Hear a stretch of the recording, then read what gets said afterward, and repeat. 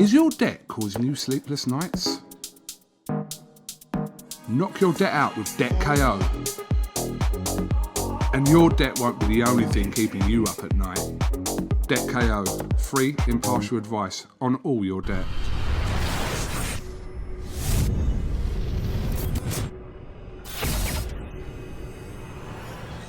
Razabani for IFL TV in association with MTK Global. With me on this Sunday afternoon, my man Spencer Oliver. Spencer, how are we doing?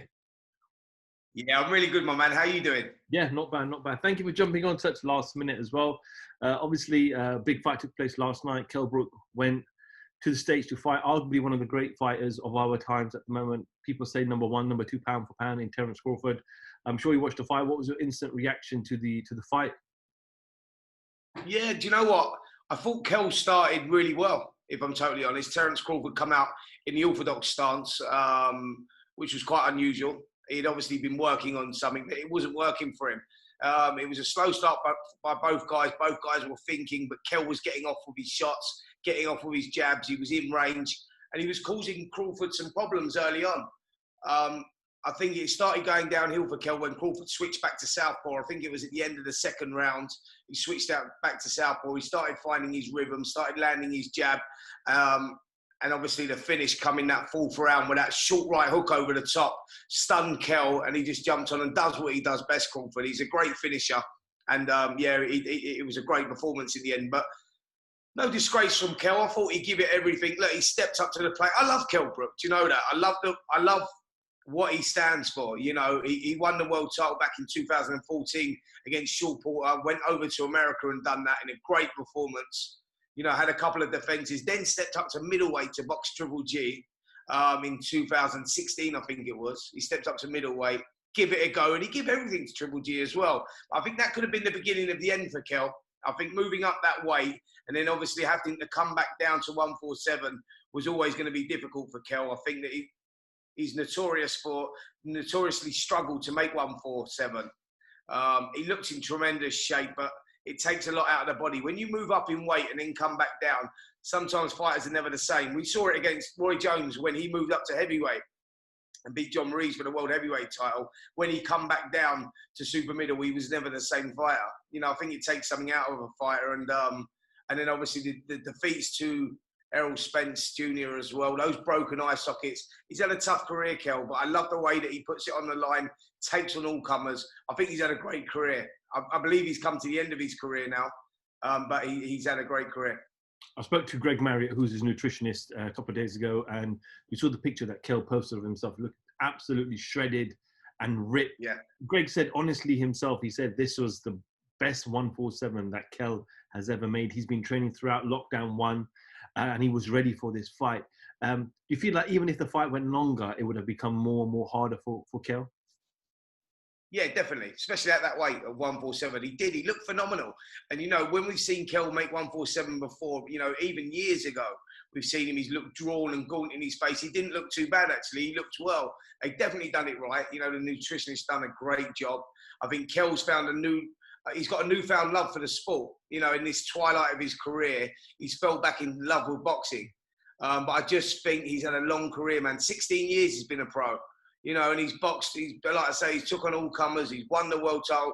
He's been a credit to the sport, Kell. He really has. He's given it everything. But yeah, I think if the fight would have gone on, the longer the fight went on, Terence Crawford was obviously finding his rhythm, finding his range. He's a great fighter. He's not a pound for pound fighter for no reason.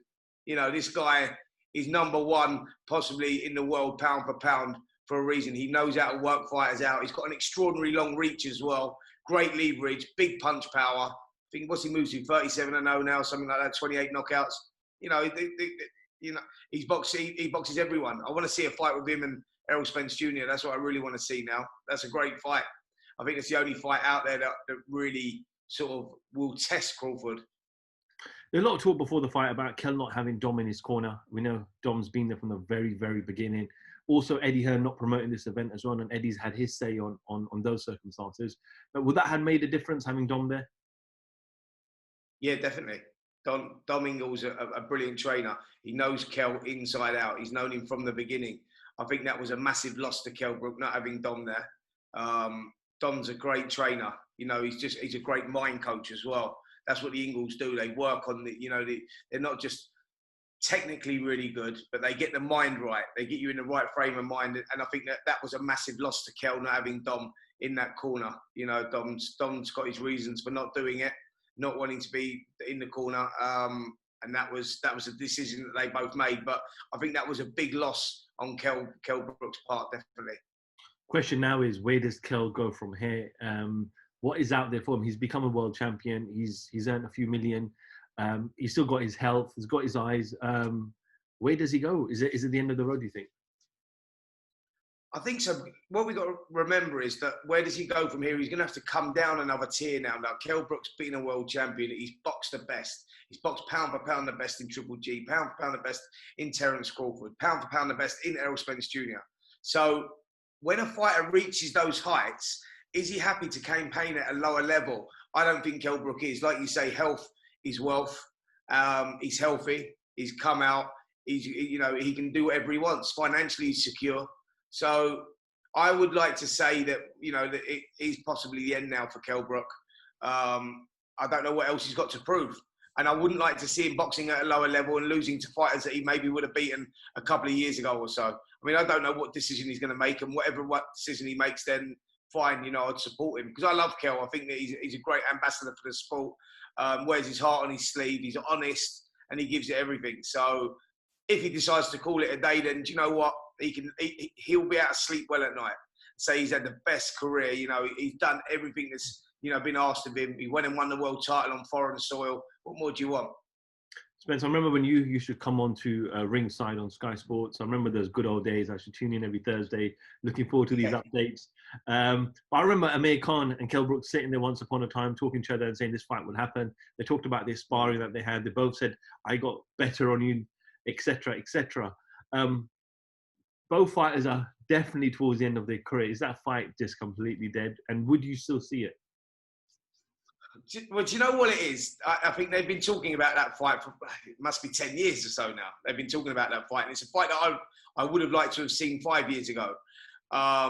Will I still watch it? Of course I would. Of course I would. And it's a fight that could be possible. I think that it's a fight that probably could be made now. I think Amir Khan would sort of fancy it. Kell Brook's always wanted it. Amir Khan's been the stumbling block. He's been the one that's sort of been putting it off because he was chasing, the bigger guys in the division at the time. He was chasing the bigger names. Well, they've both done that now. Khan lost to Alvarez, and Kell Brooks, lost to the Errol Spences, the Triple Gs and all that. The fight could still be made. I don't know what sort of appetite that people would have for it now, though. But anybody that says they wouldn't watch it is a liar. Anybody, and I mean that because, people now will be saying, no, we don't want to see that fight. Kell's lost, Amir Khan's lost. It's a fight. We don't want to see it, but they'd watch it. They would watch it. I know they would. Would you watch it? 100%. I would definitely watch it. Absolutely. You know what I mean? So I think that if Kell's to step in the ring again, if Kell is to step in the ring again, I think it would only be against Amir Khan. And I think it makes sense for both parties. The fight would still happen. And it's not as exciting as it would have been a few years ago, admittedly, because, they both sort of won world titles, lost world titles, both have damaging defeats. But it is a fight that we would still watch. I think that they're pretty much on a level playing field. And two guys that are on a level playing field make a great fight. It doesn't matter what stage of their careers they're at. Two guys that are, because they're both running at the same sort of level at the moment. They've both had similar sort of careers. So, yeah, it's a fight that I would watch definitely still. And I think that for both of them guys, it's the only real fight out there. Spence, I'll end on this. It looks like Callum Smith may be the front runner now for Canelo for December. We know Joe Gallagher's been very vocal about Callum Smith wanting this fight. We know Billy Joe Saunders was also in the mix. Do you see this as potentially a tough fight for Canelo, being someone like Callum Smith, who's a big super middleweight, very tall, very rangy, and can punch? Absolutely. I think it's one of the toughest fights out there for Canelo at the moment. Callum Smith, he's a great fighter, really good fighter. He had an off night against John Ryder. Some people felt that Ryder won the fight. It was a very close fight, but he had an off night. But every fighter does that. Not everyone performs at the top of their ability every single time. We have seen Callum Smith when he's looked sensational as well. winning the World Boxing Super Series. You know, the guy's a serious contender. And if anyone is going to push him, there's 2 fighters in the world right now that I think could push Canelo, and that is Billy Joe Saunders and Callum Smith. I think they've both got the tools to cause Canelo a lot of problems. I'm not sure if they beat Canelo, but they definitely are 2 of the best super middleweights in the world that can push him. If you were to choose which one causes Canelo more problems, would you say Billy or Callum?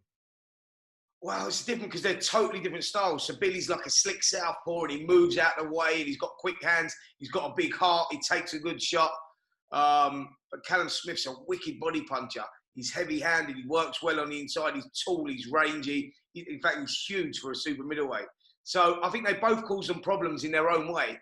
Callum Smith could cause Canelo a lot of problems as well.